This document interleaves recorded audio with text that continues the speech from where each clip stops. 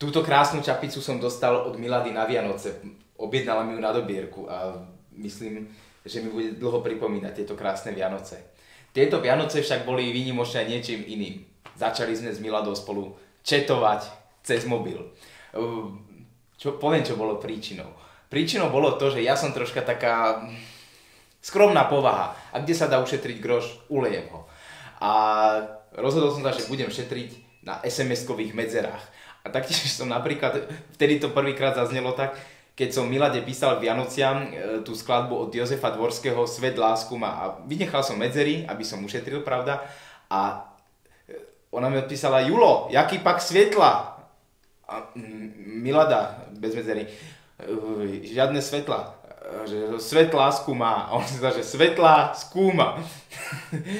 Tak a tam sa mi to vypomstilo, pretože po jednej SMS-ke sa urazila a pochopila, že asi chcem. Na láske sa nemá šetriť. Naozaj, napríklad tu volavka purpurová. Ak chce zvábiť samičku, nechá v močiari najkrajšie perá vypustí spod tuto ako je krídelný zlom. Hej, tak obetuje. Na láske sa nemá šetriť. Pretože som jej napísal SMS-ku: Milada, samozrejme bez medzier, Milada, už mi je bez teba dlho, chybaš.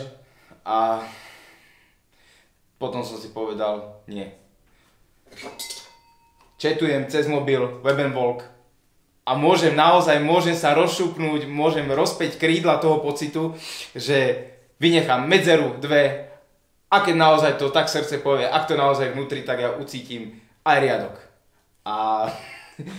Avšak nie len práve medzera robí, opatrne, nie len medzera robí význam slova, pretože už sme začali četovať a sme sa bavili o detstve. A on, že Julo, jaký pak pohádky? A som mi napísal, že najradšej som mal Popolvára. A tam tu jeho pieseň ako cvalal na tom vraníku a hovorí, že koníček môj nemá tvár, som tvoj priateľ Popolvár. Som jej napísal a ona že jak kúň bez hlavy? A myslel som, že ako podistý naraz na psohlavcov, čo je česká história.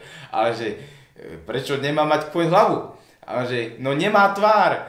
A to je koníček môj nemá tvár. Nemá obličaj, ale obličej, jak hovoria.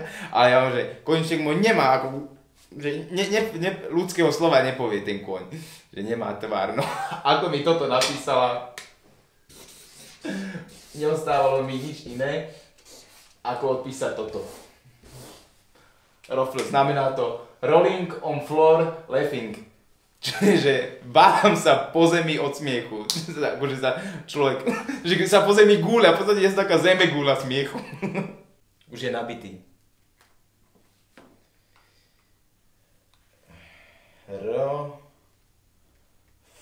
Rofl.